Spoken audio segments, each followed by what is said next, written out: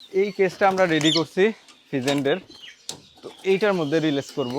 আসসালামু আলাইকুম everyone, welcome to my bus canvas. আপনাদের সাথে আছি আমি চাষিমানি। আজকে একটা নতুন এক্সপেরিমেন্ট করব। অনেক দিন ধরেই ভাবতেছিলাম যে এই কাজটা করব, তো আজকে থেকে এই এক্সপেরিমেন্টটা শুরু।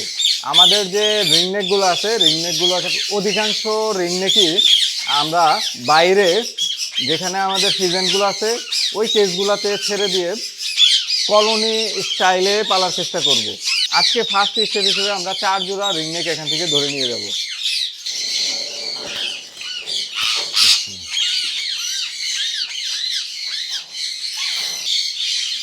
বিসমিল্লাহ, একটা ধরে ফেলছি আমরা।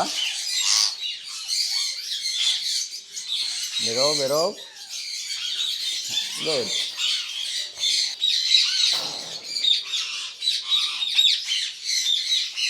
এই বার্ডগুলো এখন মোল্টিংয়ে আছে, অর্থাৎ পালক চেঞ্জ করতেছে।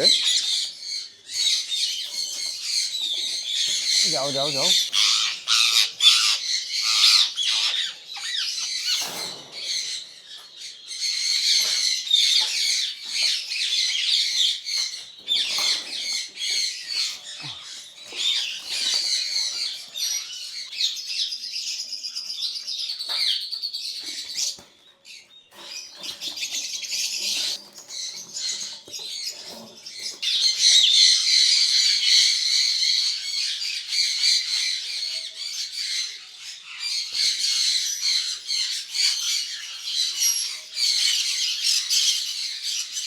মাশাআল্লাহ, এই যে আমরা 4 পেয়ার হলুদ রঙের টিয়া পাখি ধরে ফেলছি।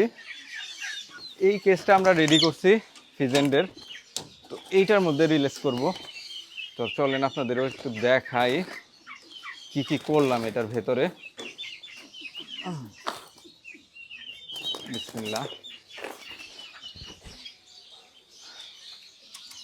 টিয়া পাখিদের বসার জন্য আমরা এই র্যাকের মতন একটা জিনিস দিয়েছি। এখানে বসতে পারবে, এখানে বসতে পারবে, এখানে বসতে পারবে। আর এই লাঠিগুলো তো আছেই, আরও 2-1টা লাঠি আমরা এদিক দিয়ে দিয়ে দেব বসার জন্য পর্যায়ক্রমে। আর ব্রিডিং বক্সগুলো দেখেন কীভাবে সেট আপ করছি। এই যে ডান পাশে 2টা আর বাম পাশে 2টা, মুখটা সামনের দিকে, যাতে করে আমরা বাইরে থেকে দেখতে পারি পাখি ব্রিডিংয়ের জন্য বক্সের ভিতরে যাচ্ছে কি না। তো আর এখানে আগে থেকে আমাদের সিলভার ফ্রেজেন্ট পেয়ারটা আছে, তো এদের সাথে আজকে থেকে এই 4 পেয়ার লুটিনো ইন্ডিয়ান রিংনেক সহাবস্থান করবে, একসাথে থাকবে। এক্সপেরিমেন্টের প্রথম স্টেপ হিসেবে আমরা এই 4 পেয়ারই এখানে রিলিজ করব। নেক্সটে আমরা গিয়ে আরও 4-5 পেয়ার এই পাশের কেসটাতে ছাড়বো। প্ল্যান ছিল গিয়ে এই পাশে যে ফিজেন্ট পেয়ারটা আছে এটার সাথেই ছাড়ার জন্য, বাট এখানে যেহেতু আগের থেকেই লাফিং ডাবগুলো দিয়ে রাখছি, তো ওরাও ডিম টিম দিয়ে দিছে, যে কারণে আর ওদেরকে ডিস্টার্ব করব না, কারণ এখন ডিস্টার্ব করলে ডিমগুলো নষ্ট হবে। তো সেজন্য আজকে এই কেসটাতে ছাড়বো, আর নেক্সট ডেতে ওই পাশের কেসটা রেডি করে আমরা এই টার্কির যে বাচ্চাগুলো আছে এগুলোকে সরাই দিয়ে ওখানে বাকি আরও 4-5 পেয়ার ইন্ডিয়ান রিংনেক ছেড়ে দেব। তো চলেন এদেরকে একটু রিলিজ করি। এখন এদেরকে এই কেস থেকে বের করাটাই মুশকিল হবে, কেজের মুখ তো অনেক ছোট। এদেরকে বের করার সুবিধার্থে কেজের একটা পার্ট খুলে দিচ্ছি, যাতে করে সহজেই ওরা বের হয়ে যায়। হয়েছে মনে হয় না? এই যে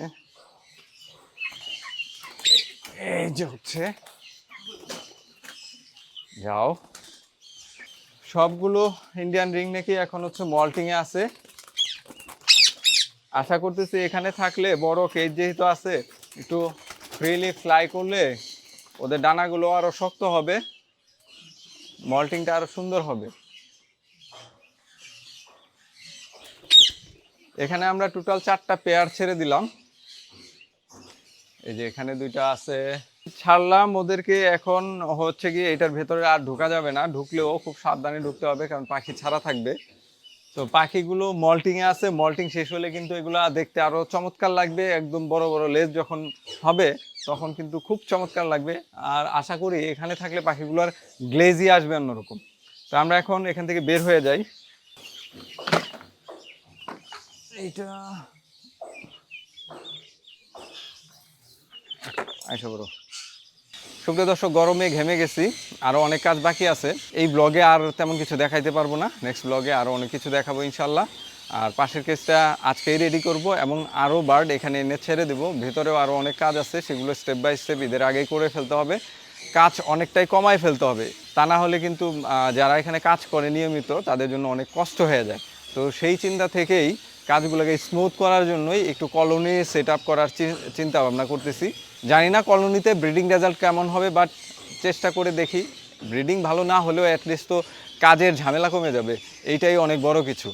তো আজকের ব্লগটি এখানেই শেষ করছি। আল্লাহ আপনাদের সবাইকে ভালো রাখুক, বার্ডস ক্যানভাসের সাথেই থাকুন। আসসালামু আলাইকুম।